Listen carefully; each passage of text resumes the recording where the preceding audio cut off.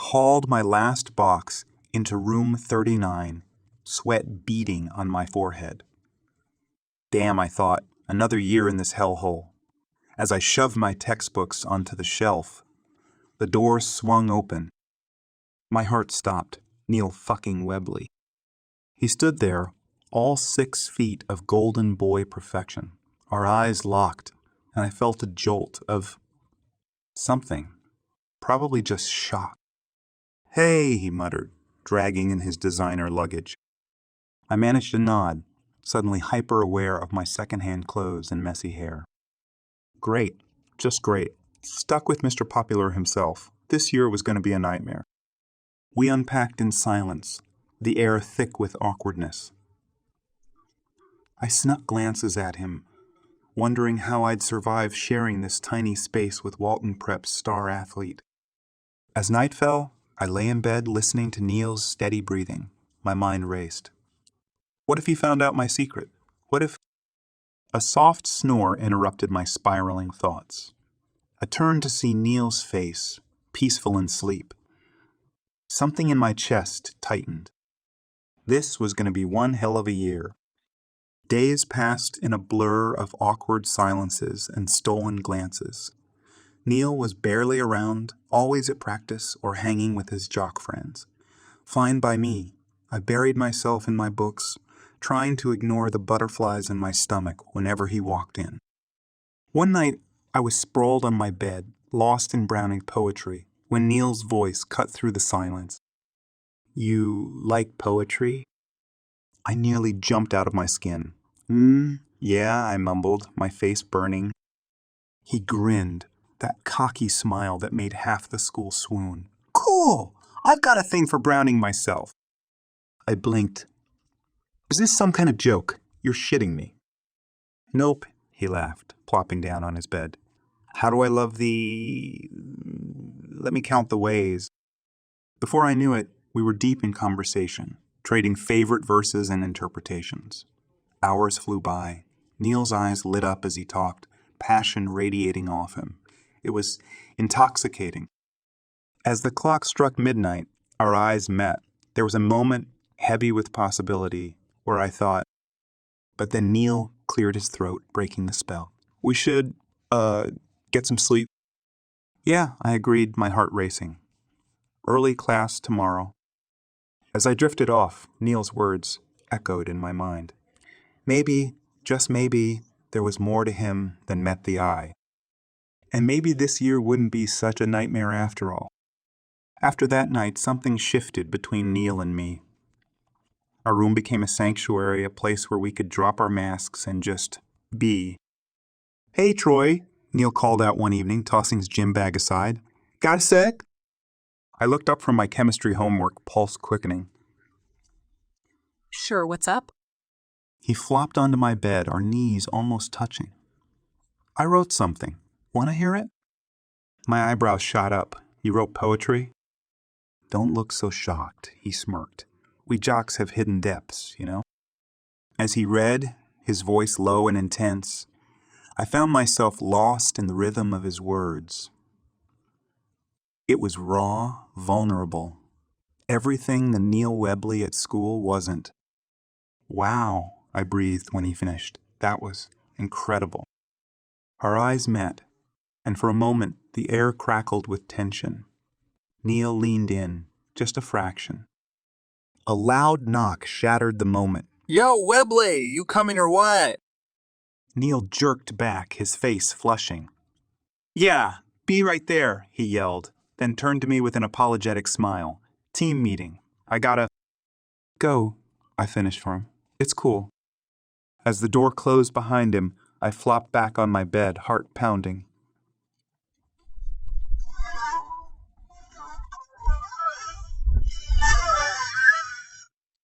Outside our room, Neil was still the golden boy, the star athlete.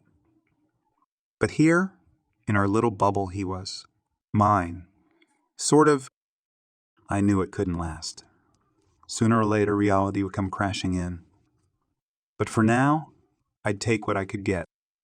These stolen moments with Neil were becoming my addiction. and I was in way too deep to quit now.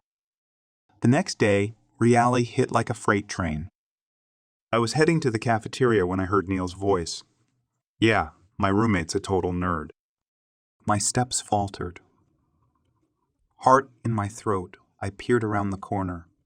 Neil was there, surrounded by his jock buddies, that cocky grin plastered on his face. Must suck, man, one of them laughed. Stuck with some loser. Neil shrugged. Could be worse. At least he's quiet. Their laughter echoed in my ears as I stumbled away, lunch forgotten. Fuck! What had I expected? That our late-night talks meant something. Back in our room, I buried myself in homework, ignoring the ache in my chest. When Neil finally showed up, I didn't look up. Troy, he said softly, you okay? I snapped. Oh, I'm fine. Just being a quiet little nerd. Wouldn't want to bother the great Neil Webley. He flinched. You heard that? Yeah, I fucking heard. I met his eyes challenging him. Was any of it real? Or am I just your dirty little secret? Neil ran a hand through his hair, frustration clear on his face. It's not like that. You don't understand. Then explain it to me, I shouted, weeks of pent-up emotion spilling over. For a moment, I thought he might. But then his phone buzzed. Another text from his real friends, no doubt. I can't do this right now, he muttered, grabbing his jacket. I've got practice. As the door slammed behind him, I sank onto my bed, anger giving way to a bone-deep weariness. What the hell was I doing, Neil and I? We lived in different worlds, and it was time I accepted that. No matter how much it hurt, the tension between Neil and me hung thick in the air for days. We danced around each other, our late-night talks replaced by awkward silences. Then came the big game. I told myself I wouldn't go. Fuck Neil and his two-faced act. But as game time approached, I found myself in the stands, his jersey burning a hole in my backpack. The crowd roared as our team took the court. Neil looked off. His usual confidence was gone, replaced by something I'd never seen before. Fear. Come on, Webley, Coach bellowed. Get your head in the game! But Neil fumbled, missed shots, let easy passes slip through his fingers. The crowd's cheers turned to groans, then angry shouts. I watched, heart in my throat, as Neil crumbled under the pressure. Final buzzer. We lost.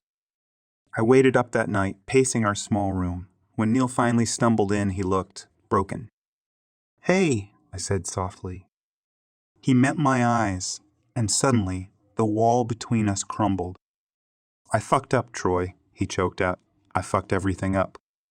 Before I knew it, he was in my arms, his body shaking with silent sobs. I held him tight, my anger forgotten. I'm scared, he whispered against my neck. What if I'm not good enough? What if I let everyone down? I pulled back, forcing him to meet my gaze. You're more than just a basketball player, Neil. I caught myself just in time. You're everything to me. Instead, I said, you're going to be okay. I believe in you. He stared at me for a long moment, something unreadable in his eyes. Then, slowly, he nodded. As we sat there in the dim light, I realized something had shifted between us. The cracks in Neil's perfect facade were showing, and I was the only one he trusted to see them. After that night, things changed. Neil and I fell back into our old rhythm, but there was something new there, an undercurrent of possibility. Then came the day that flipped everything on its head. I was in the cafeteria, minding my own business, when one of Neil's teammates deliberately slammed into me. My tray went flying, food splattering across the floor. Watch it, nerd, he sneered. The cafeteria erupted in laughter. I felt my face burning, humiliation coursing through me. As I bent to clean up the mess, I heard a familiar voice cut through the noise. That's Enough. My head snapped up. Neil was there, his face thunderous. "What's your problem, Webley?" the guy who'd bumped me asked, defending your loser roommate now.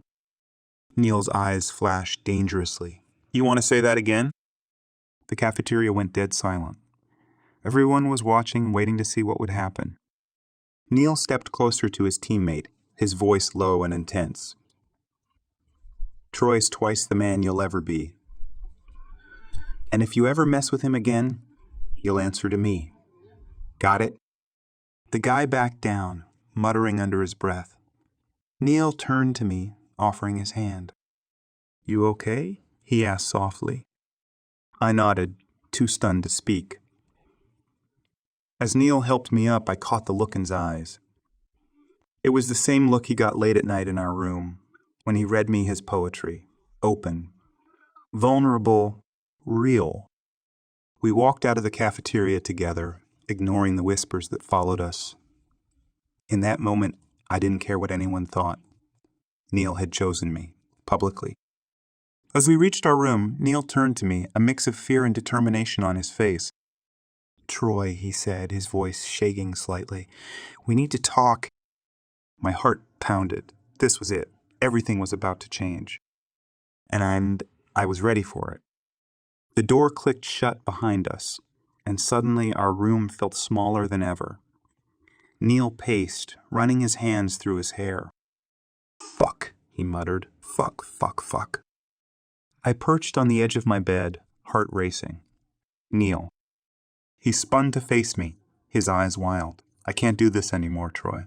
I can't pretend." My breath caught. "Pretend what?" In 2 strides, he was there, cupping my face in his hands. "This," he whispered, and then his lips were on mine. The kiss was desperate, hungry, like he was drowning and I was air. I kissed back just as fiercely, weeks of pent-up longing pouring out. When we finally broke apart, gasping, Neil rested his forehead against mine. "I'm tired of hiding," he said softly. "I'm tired of being afraid." I pulled back, searching his face. "Are you sure? It'll change everything?" He nodded, a small smile playing on his lips. "I'm sure you're worth it." We spent the rest of the night talking, planning, stealing kisses between words. As dawn broke, Neil turned to me, his face serious. "So," he said, "boyfriends?" I grinned, my heart soaring. Boyfriends. As we walked to class that morning, hand in hand, the whispers started immediately.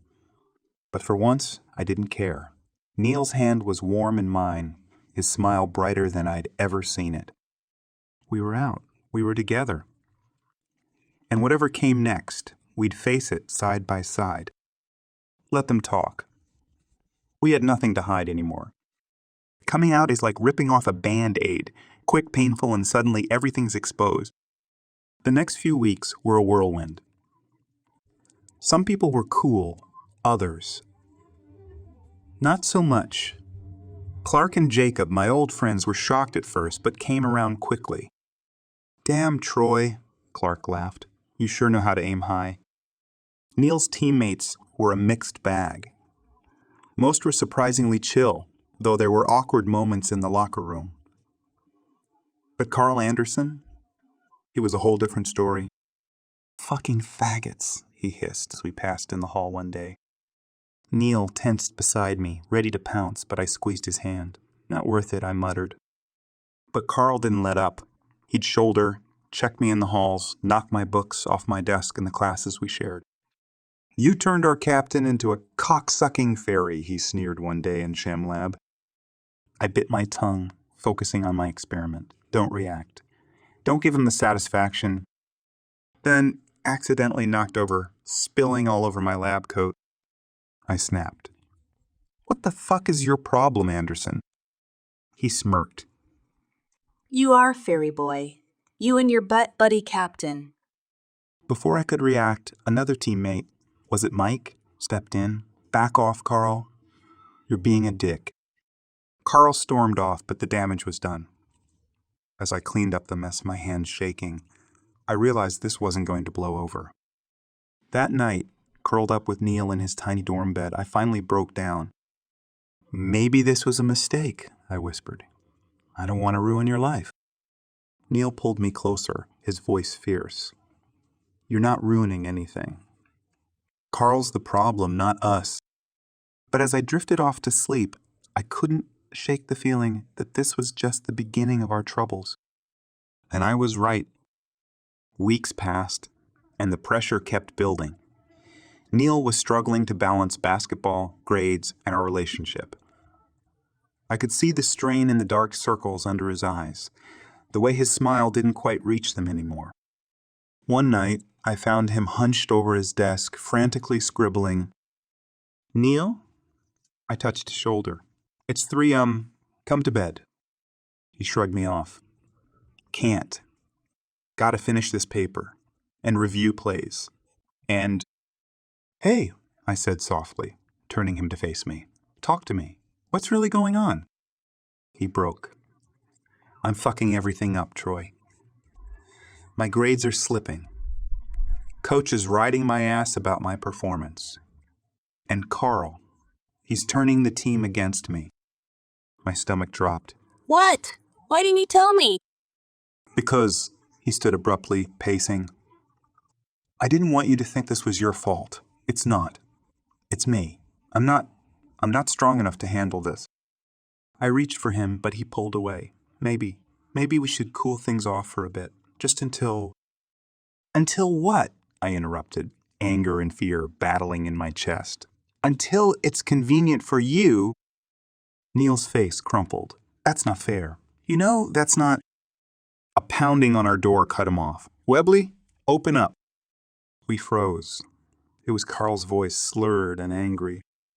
Neil moved to the door, but I grabbed his arm. "Don't," I whispered. "Come out, you fucking fairy!" Carl shouted. "Face me like a man!" The pounding intensified. Any minute now, it would wake the whole floor.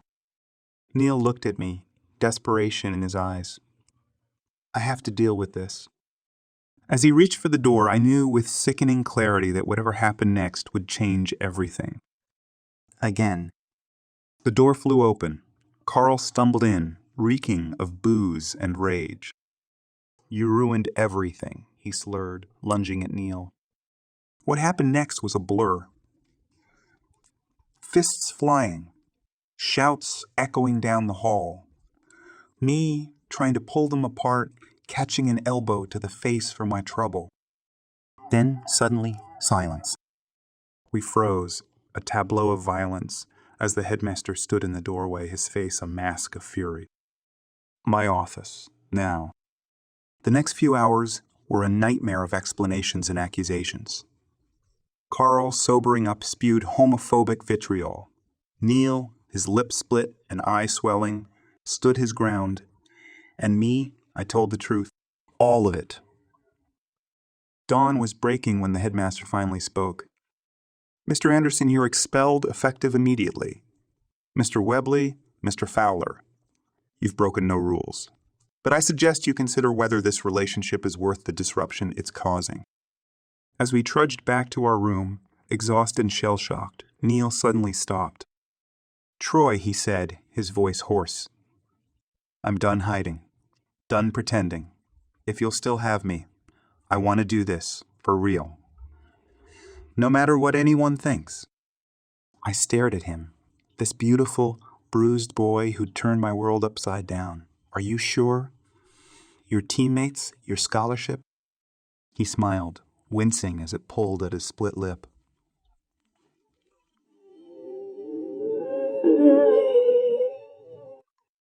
And just like that, the weight lifted. We weren't naive enough to think it would be easy. But as we walked back to our room, hands intertwined, I knew we could face whatever came next. Together. Funny how it all started in room 39. A jock and a nerd thrown together by chance. Who would have thought it would end like this? But then again, the best story always have unexpected endings. And ours, it was just beginning,